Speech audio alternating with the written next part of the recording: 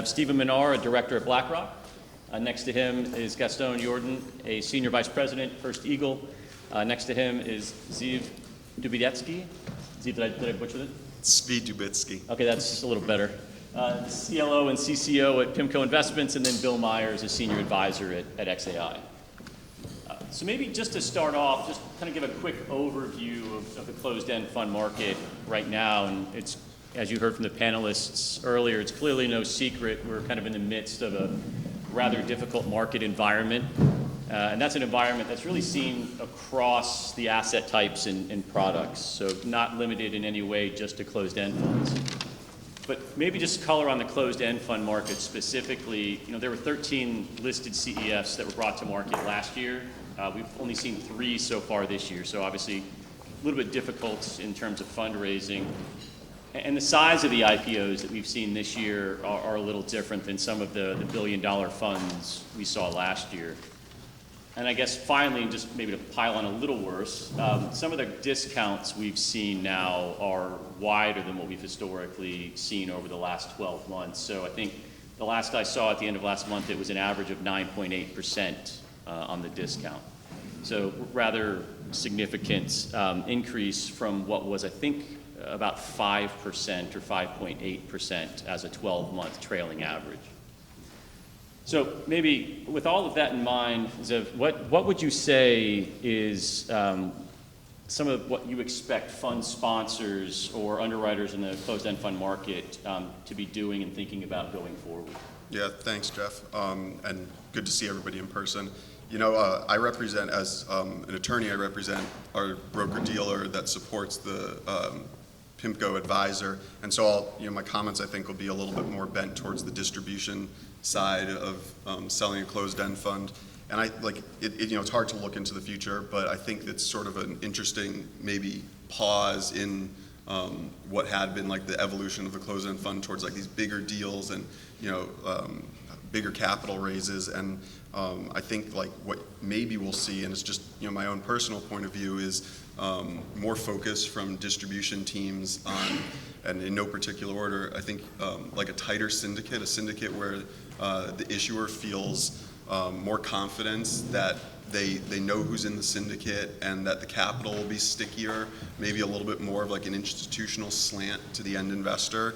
I think less focus on sort of like big headline capital raises and more focus on stickier capital. And I think like for us, it's important that we have good transparency into the underlying FAs. I think like that's going to be an important thing, so that we have more confidence in who the end investor is, because I think the integrity of the product, you want long-term investors. And there's a lot of good that came from the CEF 2.0 model in terms of aligning the advisor's incentives with the issuer and with the end investor. But one of the challenges is that there are those out there who, after the penalty period, are going to flip those shares, and I think that's not good for the ecosystem. And so maybe this like current situation we have in the market alleviates some of the pressure on sales teams to just like post big numbers, and instead they can look to strategies and look to put together syndicates that will be a better investor base for the product long term. So I think that's one thing. I don't want to dominate the conversation, but over the course of the next half hour, I'll try to contribute a couple other observations as well. Perfect. So maybe Stephen, following on. Yeah, if I could add to it, it's challenging because you want to get the biggest breadth that's possible with the product. At the same time, you want to limit the bad actors from playing and flipping the shares. So there's this trade-off that issuers need to confront, and it's not easy. It costs a lot of money to raise a fund, so you want it to be profitable for the company, but it needs to be a good experience for the shareholders. So it's tough to manage, because if you can raise a little more, you want to do that. But ultimately, I found over the years that it's better to have a smaller deal that's better placed and trades better in the aftermarket, because if you want to come back, people will point to previous deals. And if you can point to deals having performed well with maybe tighter syndicates with less flipping, it'll be easier to have those conversations with advisors in the future. And I would just add, you mentioned NAV pricing. We all know that's a great thing, closed-end funds 2.0, as we call it. But ultimately, it's not the silver bullet. It's great for the investors, but clearly, since the NAV pricing has been in place, there's a lot of trust that needs to be rebuilt within the financial advisor community, so as well as investors. So there's plenty we can do in terms of adding new strategies or more creative features to make the wrapper even more strong and built to last in the secondary. Yeah, and I think ongoing support in the secondary is there's gonna be increased importance that issuers signal to the market their willingness to support the product over the life of the product. And I don't know, Stephen, if you wanted to shed some light on some of how that can be done, but. Yeah, so I think when it comes to the secondary support, it's something that we take very seriously at BlackRock. I think in my history in this industry, I've heard a lot from financial advisors saying, I hear from the salesperson at the IPO, and then I never hear from them again until the next IPO. And so that is top of mind for me. And so we've tried to change that dynamic and change that mindset with the advisors that we work with on these offerings. So sales support is key. Providing access to the portfolio managers, providing access to specialists that know the strategies in depth to just make sure that we're answering those questions that our clients have. I would also say that what we've tried to do with all the recent IPOs we've done, we've launched 5 over the last 3 years, is we have a quarterly commentary that comes out. Again, that just gives you more color on what's going on in the portfolio, what's affecting performance, and particularly a lot of our deals have had a focus on private markets, and so kind of providing an update on those. How are we ramping that part of the sleeve? What's happening in that market? What's different from public markets, et cetera. And then I think another key component is education. I still think there are a lot of people that invest in these offerings very high level, whether it's based on the theme of the offering and trying to get a little bit more deeper into what actually is going on in the portfolio, what are you actually investing in, and also just understanding the structure a little bit better. So one of the things that we did this year, given some of the issues that we've had in terms of discounts, is just trying to provide some color on what actually drives premiums and discounts. And I think that's something that we get the question all the time, but not a lot of people have done a ton of work on what actually again are those drivers. And generally what we find is that it's primarily driven by market sentiment overall. And then when it comes to the individual funds, it's really driven by performance and in some cases yield. And so again, I think those are the things that we're focused on in managing these products. And it's those are ways that we can enhance how these funds trade in the secondary market. And then the last thing I would say is in terms of corporate action. So on all of our closed-end funds, we offer or we have a share repurchase program, and we've tried to be active. I think a lot of the times what you see is funds may announce a share repurchase program, but you don't actually see activity. We've tried to be again fiduciaries to our clients and being active in those programs, buying back shares when it makes sense, and we've also been more transparent on that. So we publish our share repurchase details every quarter, with how much have we repurchased during that quarter, how much have we repurchased since inception, what's been the benefit in terms of NAV accretion to shareholders. All right, so maybe Stephen, sticking with you and to follow up on something that Gaston said in terms of creativity in the market based on where we are in the market cycle. Obviously, BlackRock's been in this business a very long time, I think almost 35 years in closed-end funds, if I'm not mistaken. And you've seen a lot of versions, I'll call it, of the CEF model. I think we call it 2.0, but I feel like we've seen more than that. So with that, what would you say you're expecting to see on kind of the structural side and new aspects of that moving forward? Yeah, no, I appreciate the question. I think there's always room for innovation when it comes to how these products are offered. And I think it's important to keep today's environment in context. The IPO market is cyclical. We've seen the ebbs and flows over the years. And so, in this difficult environment, I'm not surprised to see the IPO market shut down. In 2021, just to give you a comparison, in 2021, we raised $17 billion as an industry. When you looked at what the funds were trading at in the secondary market in terms of more of the perpetual funds, not the recently brought funds, many of those funds were trading at premiums. I think I think at one point it was about 40% of closed-end funds were trading at a premium to their NAV. So that's a lot stronger case to be buying at the IPO. When funds are trading at double-digit discounts like they are today, I think you commonly get the question, well, why would I buy it at the IPO when I can just buy something similar in the secondary market at a discount and have a higher yield? And so I think that again, that context is important. I still think that the changes that we made in the 2.0 structure were really critical and important. Before investors were paying 5% up front to get into these IPOs.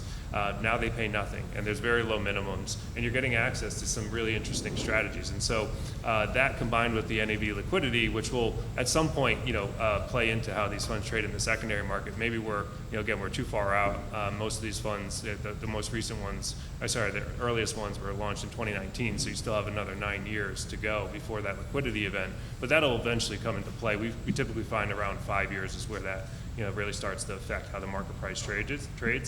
I think also we just need to be a little bit more careful with how we read into this short term. So that being said, when it comes to innovations, I think one of the things that we're thinking about is can we provide liquidity at NAV, not necessarily 100%, but some sort of form of liquidity to get people more comfortable owning these products in the short term. So whether it's an annual repurchase offer or just more liquidity more frequently closer to the IPO, not necessarily 12 years out. We also look at other markets. Investment trusts, for instance, have a lot. I think that's a great place to study. Kind of what they're doing. They have things like continuation votes that have been helpful. They also have performance triggers that may. If a fund underperforms a benchmark, that might trigger some sort of liquidity event. So I think there are a lot of ideas out there. I think the biggest thing for us at BlackRock is to make sure that these aren't just gimmicks, right? Like that they're actually going to be working, because all of them have an impact on our revenue stream. And again, these products aren't cheap to bring to market to begin with. And so anything that we do to change the structure further, I think there needs to be some validity to it. Yeah, if I could add, I think introspection is helpful, and you should do it irrespective of how the market is doing. But thinking about this market in broader terms, we've been here before. The market has been cyclical. It comes and goes. If you look at the broader IPO market, IPO activity on the corporate side is down huge amounts. There were over 1,000 IPOs last year. I think there's fewer than 100 this year. So that is down big. If you look at the performance of traditional IPOs, they have not done well.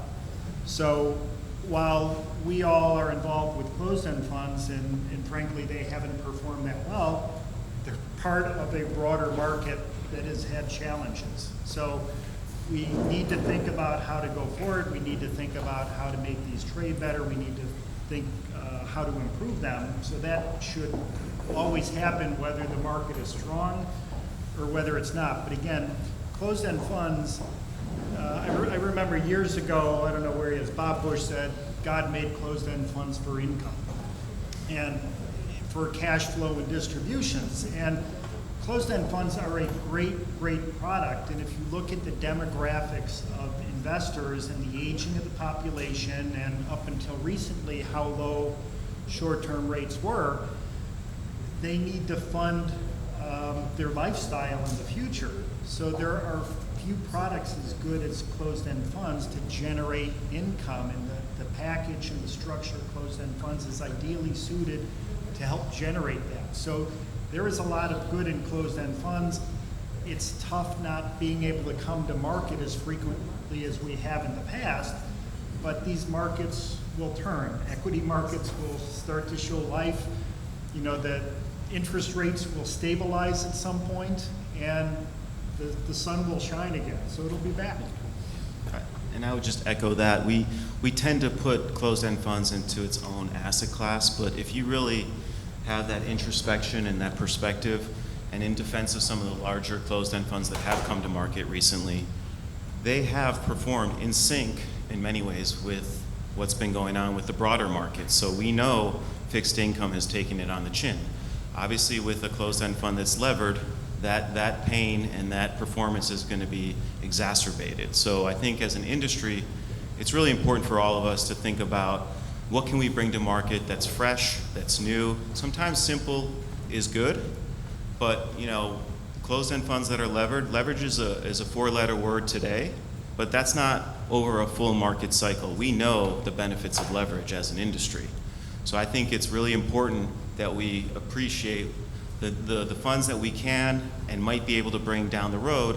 There's got to be creativity on many dimensions, on many fronts. I feel like if you look at the filings that are out there, it's really a lot more of the same. It could be more of the same fund strategies, same leverage strategies, even the same fund sponsor. So if we can, get into this mindset where, let's have a broader market, more fund sponsors that can participate, because I can tell you, being from First Eagle, if we were going to pitch you guys a muni strategy, that doesn't make sense. We're not good at that. We're good at global equities. Obviously, BlackRock's good at munis, so's PIMCO, so's Nuveen.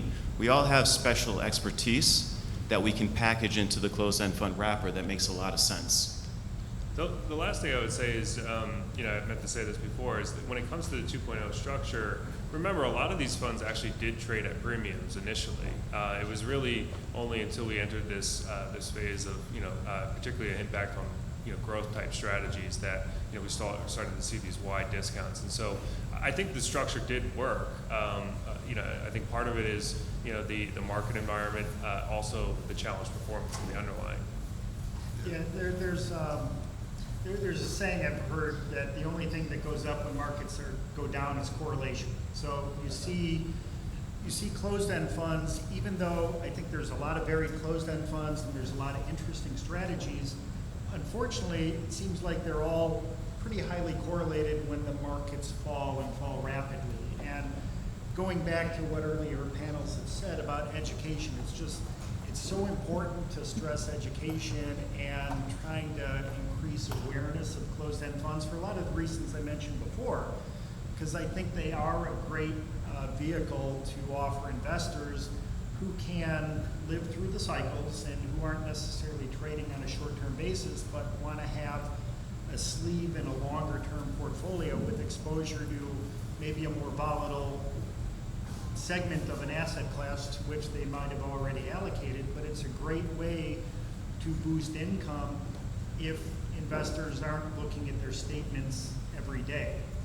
It might be tough if they're looking at it every day, but if they look at it less frequently and think about their overall allocation to an asset class and have closed-end funds using that asset class as part of that sleeve, I think closed-end funds have a really important part of people's portfolio. Yeah, and on the education point, I think maybe this market, maybe a little bit of ways out, once things moderate a bit, you'll see that the wholesalers will want to have better data and analytics to identify the FAs that are super users of closed-end funds, because those are the people who are going to be able to help with the education process, through the ecosystem, and set investor expectations better.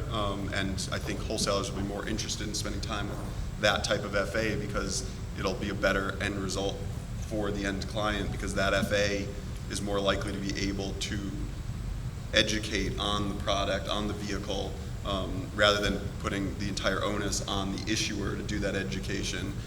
But I think it's an ecosystem-wide thing. I think the banks too, to a degree, and Jeff, I know you represent some banks, so maybe you're in a position to speak to it, have a role in that as well. It's challenging because obviously their role is as the underwriter, but the product continues to trade on their platforms, and it's helpful if everybody can do a part in that.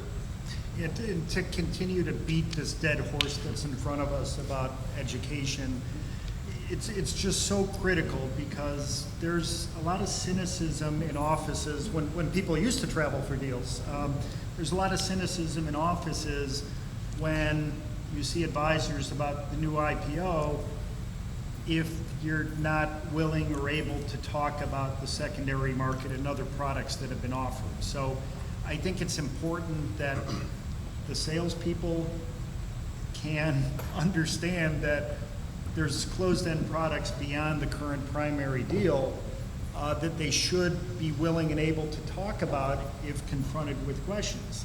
And you feel like I would make it a point when I was at Nuveen, and I was at Nuveen for many years, I would make it a point to travel for every deal. I didn't want to be one of the product creators who was in an ivory tower and then just gave something to the salespeople. I would love to travel with salespeople, and I always loved when the questions would come up, and a lot of advisors would say, you know, not everyone talks about or can talk about the secondary market, so it helps sponsors if they can talk about current and past deals. And I know from a legal perspective, there are walls and you need to be able to separate. So I appreciate that, Jeff, and obviously we all do it correctly, but you just need to be able to do that because you'd like to come to market again, but you need to address other things. You know, why did it work? Why didn't it? How's it traded? Well, I can speak to that as an FA in a prior life for a very short amount of time. I can remember some of the senior brokers in the office specifically saying the fund complexes that came through, they could talk about secondary market. Those are the ones they were going to go with. Mm-hmm. It was a very short amount of time, by the way. I was a horrible FA, absolutely atrocious. Law school made far more sense for me. And by the way, this is the kind of panel you want. It's kind of the Phil Knight strategy here, where you just get out of the way of the talent and let them run with it. So, guys, thank you. But Bill, maybe a question for you, because you are now at XAI and you have kind of a unique perspective talking with a number of managers. Are there certain types of funds or strategies, maybe more at the point you are expecting to see more of in the 12 to 18 month time frame? Yeah, this might be another broken record, but I think differentiation is important. So you'd like to see different and new strategies, and going against this countervailing belief that all closed ends are fixed income and trade is the same asset class. You want to have something different beneath the hood. So I think alternatives, and you know more than me, a whole lot more than me, Jeff, about the challenges of putting alts within closed-end portfolios. But you know, for years and years and years, you know, attorneys would tell us that we can't do certain things, and you keep pushing and prodding, and maybe over time, you know, the envelope can be pushed. I think investors are looking for access to differentiated strategies. Closed-end funds, in addition to income, I think they were created to house illiquids. And if a closed-end fund doesn't have the demands of daily liquidity, I think you can put some pretty interesting things in it. So there's the tension of how many interesting things can you put in it, and just how many investors will the attorneys let you sell it to? So it brings up as many as you want, Bill. As many as you want. Right. Yeah, which is no one. So the most interesting product is one that no one can buy. But so there's the tension. But I think you're going to see that continue in that trend. I think another important trend is we've seen the IPO market for listed closed-end funds dry up. You see a lot of movement in the interval fund side. And there's more and more filings for interval funds, and interval funds, while they can't, from a portfolio management perspective, be as illiquid as a closed-end fund potentially could be, because you need to permit periodic tenders of an interval fund. But there's some activity, and there's alts that are going into interval funds, and I think assets are being raised in interval funds. As someone who worked at Nuveen for 30 years, I've said this to people in the past, I love listed closed-end funds because for someone who has a limited attention span like me, you're dealing with a motivated group of banks and counterparts who have the same starting and finish line for a given product. With interval funds and mutual funds, it seems like each firm has their own respective timetable and time frame, and they'll get through their process if they get through it when they get through it. There's nothing like the urgency of a deadline for a closed-end fund to marshal the resources and get it done. But that said, interval funds for the sponsors who play in there, they can raise a pretty solid amount of assets. Like a closed-end fund, I think it will require a fair amount of care and feeding over the long run. And with an interval fund, you raise money over a pretty gradual amount of time, whereas a closed-end fund, you do it rapidly. But I think with both products, and especially with interval funds, if you want them to grow, you need to be at it all the time. And I'd argue with listed closed-end funds, you should be at it all the time about the secondary market and pushing that with liquidity, transparency, information.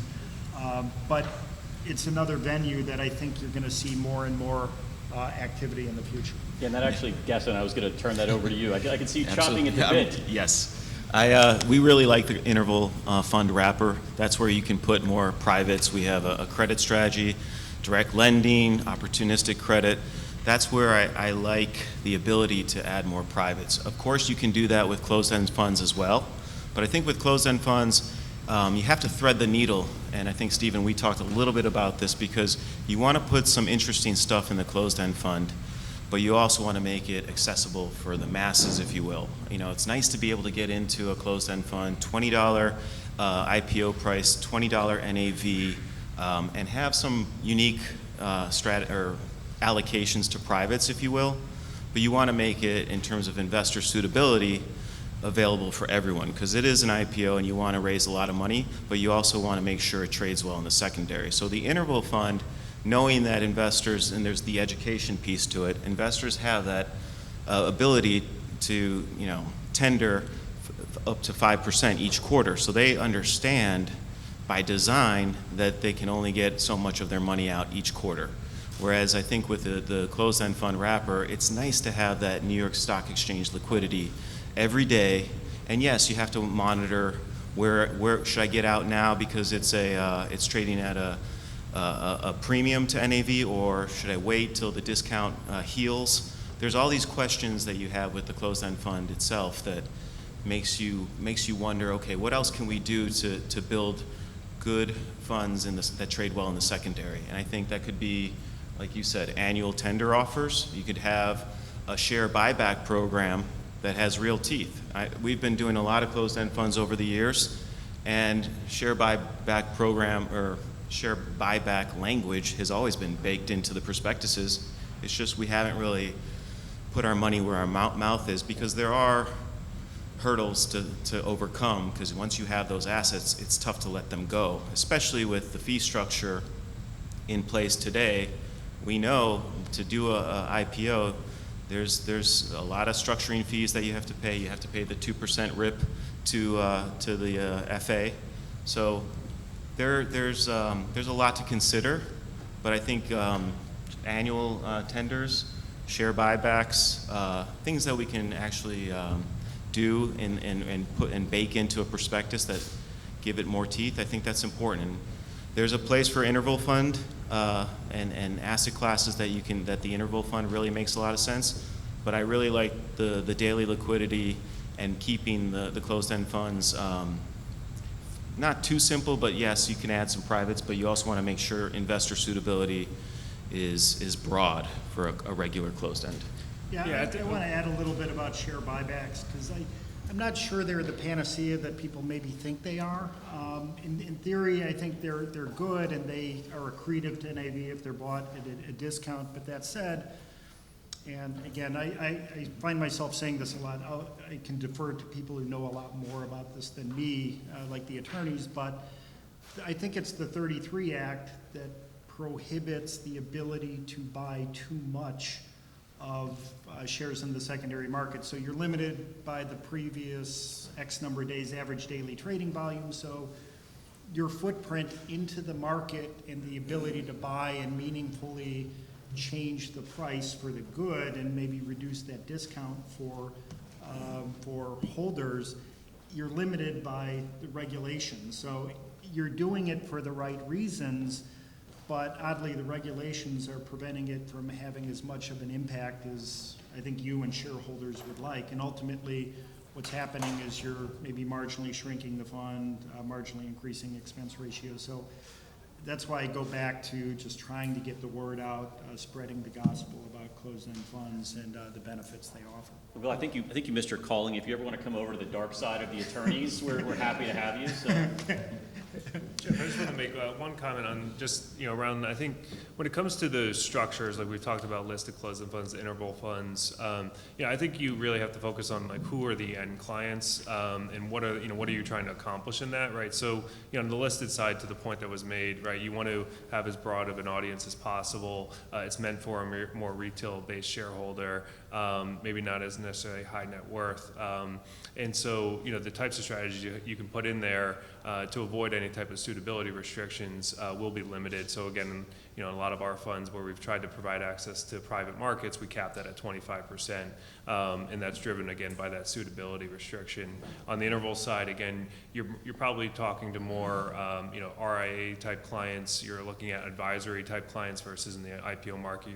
Again, those are typically restricted to brokerage type accounts. So I think those are important considerations. And then I think on the point of, in terms of bringing alternatives into the structure, I think, it sounds great, for a listed product, like, yes, you can you can do a lot of things in the closed structure. But ultimately, I always think back, and I think it was Alex Reese who made this comment at a conference a long time ago, it's still an equity security. Right? And so you're still going to have that equity type volatility regardless of what the underlying is. And so those people who are looking for alternatives, again, alternatives can be meant for different reasons, right? Alternatives can be to amplify returns. I think that's what we've tried to do in our products. But they also, a lot of times, are meant to diversify or provide uncorrelated exposure. Unfortunately, you're just not going to get that in a listed vehicle that's going to trade on market sentiment. Well, I thought a good point you made is about like being fit for purpose with the end investor. There's not like a better product or worse product when you're comparing the interval fund to the listed closed-end fund. But one thing to keep in mind that maybe swings in favor of the closed-end fund 2.0 is in the brokerage accounts, if you're using an interval fund, the end investor is going to be paying an upfront fee. There's going to be an ongoing trail fee, whereas on the listed closed-end fund side, they're getting in at NAV. It's true that on the interval fund side, in the advisory space, you're getting a product that you come in at NAV at because there's no upfront fee and there's probably no trail fee either. But that just, again, speaks to education about the products and, making sure that the product is paired right with the end investor's expectations and needs. So it's just, another consideration. I guess one question as we think about kind of the economics of these deals, and it was said in an earlier panel in terms of some of the long-term kind of break-even prospects that managers have as they think about the funds they're bringing to market. Has there been any discussion from your perspective around the economics of the 2.0 model and tweaking that at all with respect to either the banks or however else it would be done? Yeah, that's a hard one because it needs to be economically viable for all parties involved. When at Nuveen, well, for years, and Doug remembers, Doug mentioned the first Liberty Fund, and you had some sales charges that would make loan sharks blush in the past, and fees have been sticky for closed-end funds for a long time. So they were close to 8% in the late 80s, early 90s. In 1999, I think there were down to 4.5%. And in the industry, you saw brokerage commissions and all these spreads go down. But closed-end funds upfront offering costs were 4.5% between 1999 and 2015. In 2015, we had conversations, given the secondary market and it was trading poorly, we had conversations about reducing fees from 4.5% to 1.5%. And we got a lot of odd looks from banks. You want a what? And but we got it done, and that pendulum came, and then that became the norm for the market, and then it continued to swing further to NAV pricing. What's also embedded in some of the upfront costs are structuring fees or distribution fees. As someone who's worked on the issuer side, I would love to see those come down. I would love to see the ability as an issuer to offer different types of products also, but a lot of times you need to be able to pay back these fees and have a payback period that's reasonable.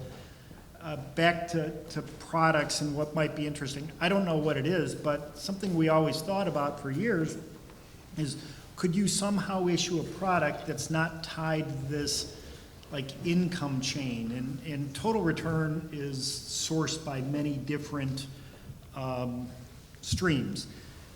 It would be interesting to have a product that maybe doesn't pay any distribution, but has a total return orientation. And we try to do that as sponsors through managed distribution, but you're always tied to the cash flow, you're always tied to the income, and you wish that the market was smart enough to price something in the secondary market without regard to what its cash flow distribution is. And it's hard to do. It's really hard to do. I think the market, though, and the target audience and financial advisors are so used to that monthly cash flow that they're kind of addicted to that distribution, whether it's a total return strategy or a fixed income product that's spitting off, good yield to worst. So it is tricky. Yeah. But the upfront deal costs are very substantial. We know that, and as an industry, I think we got to think about it, because there's no clear solution, but it does prevent some of the smaller firms to come to market, and they do have capabilities. So, I think if you look at the market shares of closed-end funds and at a sponsor level, it's dominated by, the big three. You have BlackRock, of course, PIMCO, and Nuveen. So, going forward, if we don't take care of the secondary, and we're not mindful of, look, I love this firm, but they're not good at everything. This firm's really good at this particular asset class or managing these type of a strategy. I think that's important for us to consider as a whole, because otherwise you're going to get more of the same, and it becomes this sort of self-fulfilling prophecy when it comes to bad secondary market trading, in my humble opinion. Yeah, and the following might be heretical, but I'll say it anyway. Maybe the limitation of the size of the deals could be helpful. And Mariana, you might have done some research on this, but the all-you-can-eat deals might be more sloppily placed over the long run. Maybe they don't trade as well. Maybe it makes sense to limit the size of deals with really tight syndicates and create some scarcity for the deals rather than keeping the deals running. And again, from a sponsor's perspective, it's, if you have something that is in high demand, it's great to let it run, but maybe from a performance perspective, it would make sense to maybe not pay homage to the, like last year we have, and consider that the norm, but let's get this market opened up and let's get issuance going, let's have the secondary market trade better, and then we'll see where it goes. And we've done that on Nuveen funds, for instance, where you do cap the offering size, given the difficulty it is to source high yield credit sometimes, or the market environment. So we could think about deal size a little more, and maybe leave some money on the table so that there is healthier secondary market performance. But even for maybe a scalable asset class, Even for, yes. maybe it would still make sense. But I think that's an open discussion that the industry would probably need to have. Well, I'm cognizant of our time, so I want to stop for a moment and give anyone a chance to ask a question if you may have one. I think you had one over there, Jeff. Hi, Will Matthews with RBC. In the context of both structure and then education, I'd be curious to hear your thoughts of activism and what that might look like in the future, and kind of how to manage through that and deal with the education side of it with advisors. Yeah, all right, let me start. Like volunteers step forward. I think education is key. I like the markets. I like thinking markets over the long run corrects themselves, and over time these things should be valued correctly. I think you can nudge the markets in the direction by trying to be as transparent as possible getting out there as much as possible and trying to spread the word, not only about the primary market, but especially about the secondary market. It's a coin with two sides, and for one side to work, the other side has to be flourishing. And you can't forget about the secondary market. Now, how long is the long run? You know, in the long run, we're all dead, Keynes said. But you have to keep pushing, and you have to realize that the closed-end market, it's a small cap stock market. So it's not necessarily going to be the most efficient market, the most heavily traded market, but we can't let the challenges of pricing in the secondary market get in the way of trying to educate people. And there's a lot of challenges to cut through the noise and to educate people who don't have a lot of time to hear it, but you have to keep trying. And I would add, education's critical, research coverage is critical, but as an industry, if we're not bringing the right fund to market at the right time and kind of getting in at that perfect entry point, it's tough. You're going to have funds that just trade poorly and go to discount, and that's, you know, if I'm an activist, I'm licking my chops. So if we don't bring the right fund to market at the right time, that's a problem. All right, I think on that note, I think we've run over on time, so if we could thank the panelists, gentlemen, thank you very much.